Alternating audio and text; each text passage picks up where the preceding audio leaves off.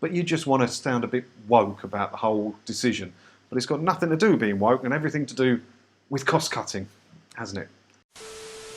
Hi, it's me again, and you know, not all my videos are about the telly licence, are they? I do bring you normal TV-based stuff that's not about the telly licence, just to keep it a bit lively. I don't often bring you anything that's completely not TV-based, but this story really stood out at me. Let's take a little look at it, and we'll have a bit of a chat about it. It's not going to be a long video. Metropolitan Police considering plans to introduce gender-neutral uniforms. Britain's biggest police force is considering plans to introduce gender-neutral uniforms. The Met has launched a review after a landmark legal ruling reconsidering the rights of non-binary people. It's claimed the force could be in breach of the 2010 Equality Act by not providing separate garments for non-binary and gender-fluid officers. The decision could have wider ramifications for other public bodies and armed services whose staff wear separate male or female uniforms. The Met is consulting its 30,000 officers on the issue. Personally, I think there's a very, very easy solution to this whole debate that doesn't warrant any discussion or newspaper articles about it. Come to that in a minute. I just want to read a little bit more first, see if it winds me up anymore. One officer, calling them Alex Blue, has suggested having uniform items that are not made for male or female.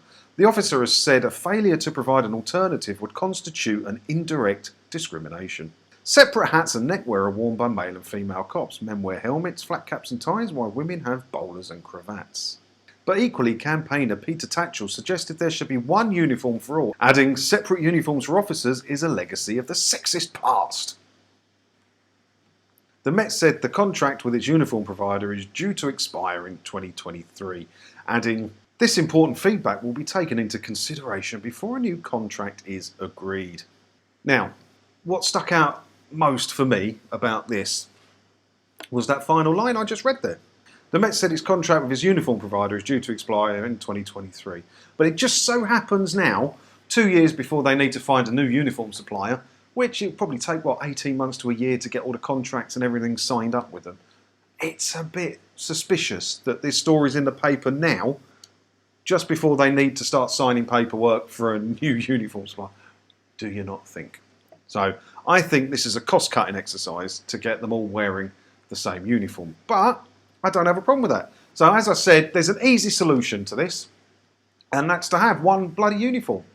Doesn't matter, does it? It's called trousers. That's the most gender-fluid thing in the world, isn't it? Men, women, the other 71 genders can all wear trousers without any problems at all. Done. Problem's resolved itself. One type of hat. Cost cutting, why do I have to have different hats? Bloody hat's a hat, isn't it? Get them all the same hat, done. Problem's resolved itself, I've just saved you a fortune, and that was what you wanted from this story anyway, by saying, oh, we've got to sign a new thing in 2023. This is exactly what's going to happen, this is exactly why the story's out there, and this is exactly why it's in the news. But you just want to sound a bit woke about the whole decision. But it's got nothing to do with being woke, and everything to do with cost cutting, hasn't it? Trousers, same hat, done. Go do police stuff. Simple, isn't it? What do you think? Let me know in the comments below, and I'll see you in another video again soon. Thanks for watching.